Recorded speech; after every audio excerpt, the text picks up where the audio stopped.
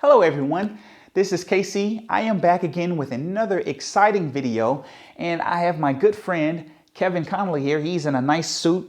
He's polished, he's refined, nice buttoned up. He's gonna give us a nice performance.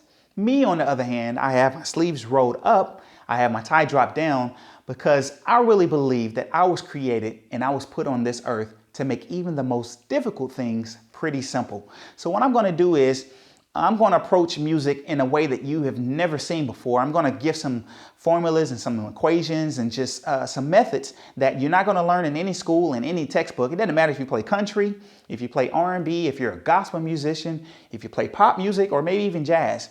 I'll be back in about 30 seconds to break down everything he's going to play. And I'm going to give you all the tools that I know and all the tricks of the trade to take your music to the next level and to add spice to your playing. I'll be back in 30 seconds. See you then.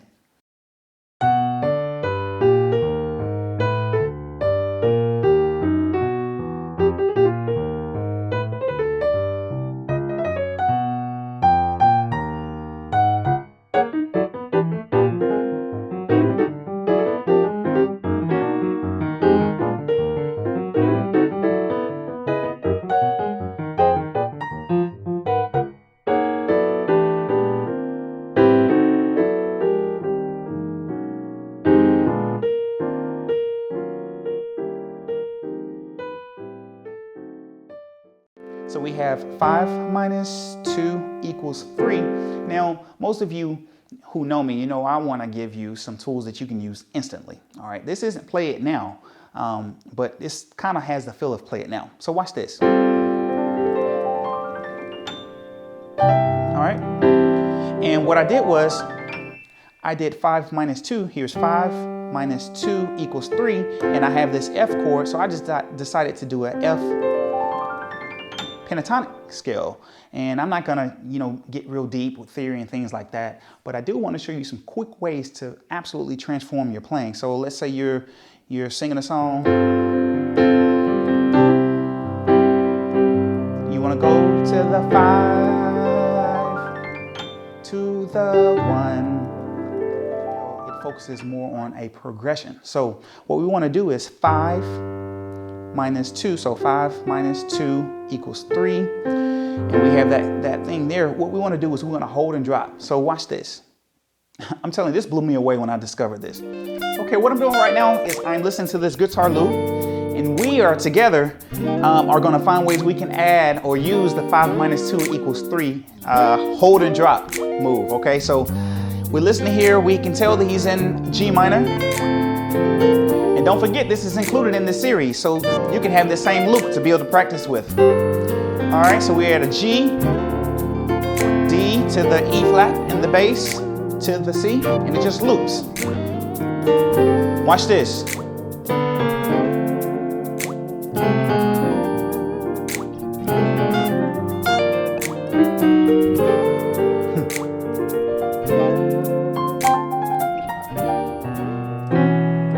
I love you, Lord. Hold and drop. Today, hold and drop, because you cared for me in such a special way. Hold and drop. That's why I praise you. Watch this. You hear a lot of West Coast musicians do this move here, and it's actually a hold and drop. I lift you up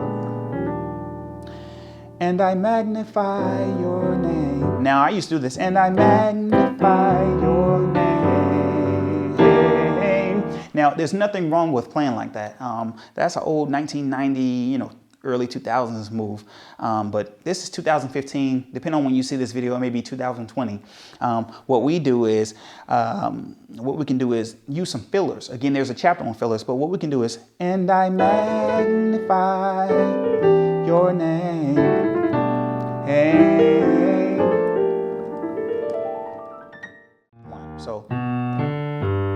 So it looks easy if you can see a G chord and an E flat chord. So let's put those two together.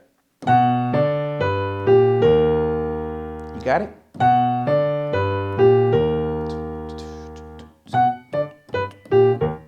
It sounds real cool when you staccato. All right. All right, so let me teach you the second part, phase 2. All right, here's the melody line.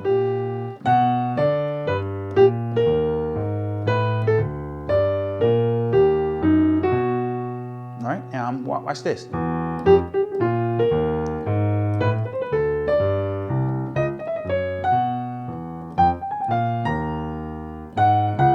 That's it. So now we've finished part 2 of the song in all 3 phases. Let's go to the chords, all right? And I say part 2, but really that's really part 1 because we just did melody, line, and bass. So let's discuss some chords here real quick. We are going to use my favorite app, and it's a really cool software because it shows you what chord you're playing. So if you're not really quick with naming chords, you can just load this software up and just play. And as you can see, it shows you the notes on the staff as well as the chord name and different versions of the chord name. So the first chord that I'm going to play, now it's going to look different because I'm not using the bass right now, but the first chord that I played was this.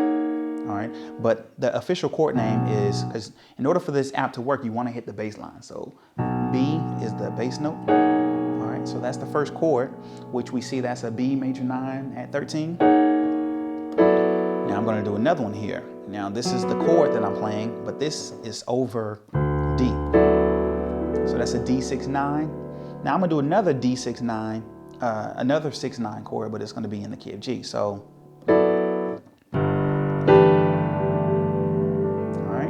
see that there. So chord number 2, chord number 3, of course, and then, all right, and that there is a B flat 13, flat the 9 to this chord, which is an E flat major 9 13.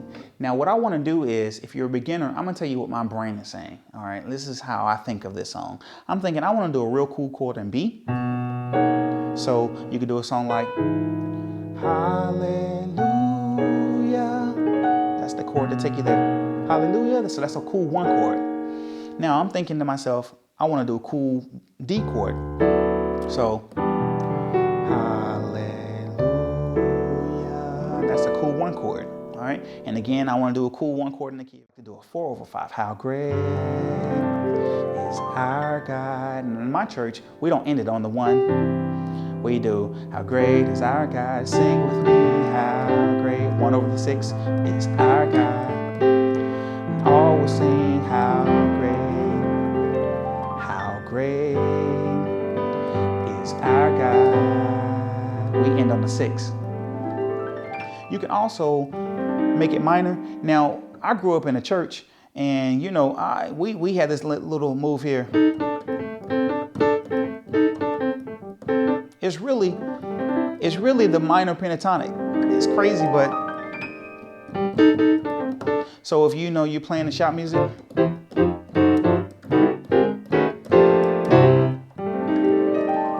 you can end just like that. Or you know,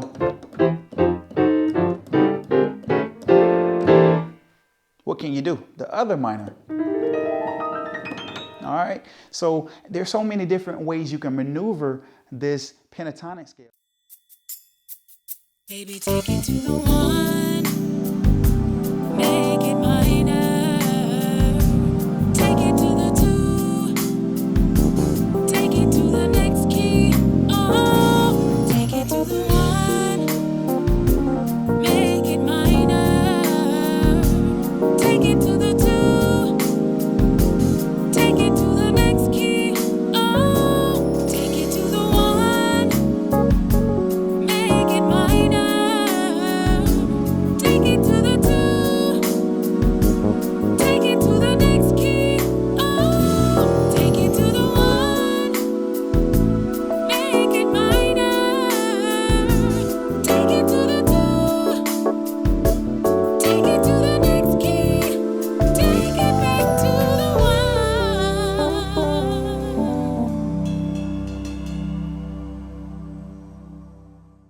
Let's try another configuration. Let's keep this 3 down at the bottom. Let's flat the 6 and the 7. So 6, flat the 7, 2, 5. So let's see what that gives us. Looks like an A flat major 9 sharp 11 over C. All right, let's do another one. So that's another substitute for a minor chord.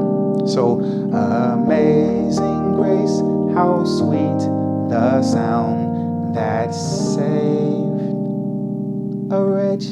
That first one,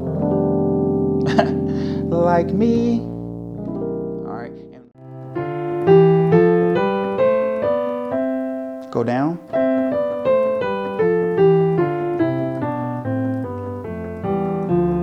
Now, if someone's speaking and you do this, you're going to sound like an absolute beginner. So you don't want to kind of have that beginning sound that you just kind of just going up the scale. What you do is you jump around.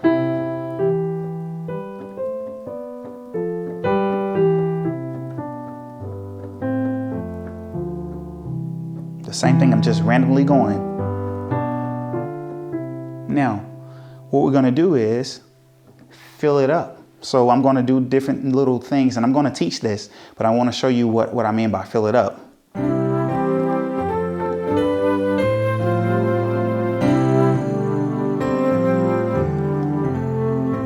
But always I keep that third. Even there. Watch this. Like a 7 chord, but 7 is 5/7 if you remember the number system. So I know this is getting a little deep, especially for you, for the advanced students, but I'm just showing you how.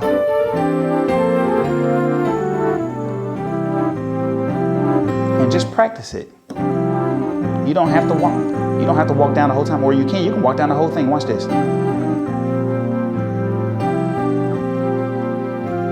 That's pretty dope. I just made that up just then.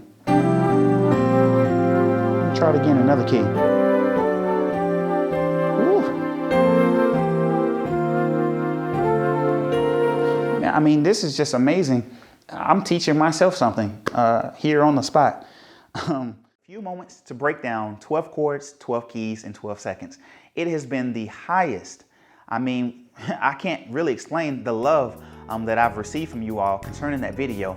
So many of you have requested that I break the video down. So what I'm going to do is I'm going to include it in this Play Like You Series 3. And basically what it is I play 12 chords in all 12 keys in 12 seconds. So basically I play a different chord every second. So ultimately, really, it's 144 different chords that I'm playing in 144 seconds. It is very challenging, yet I highly recommend every musician take time to study your chords and your scale degrees, because ultimately I'm able to play basically any type of song or any chord number in every key. And so the reason why I like to call it 12 chords, 12 keys, 12 seconds is because ultimately it forces you to move quickly. It forces your brain to move quickly. It forces your hands to move quickly. So anyway, I have a video that that you guys have probably checked out already, but if you haven't checked it out, I'll play a quick snippet of it and then I'll be right back to break it down. Okay? So I'll see you guys then.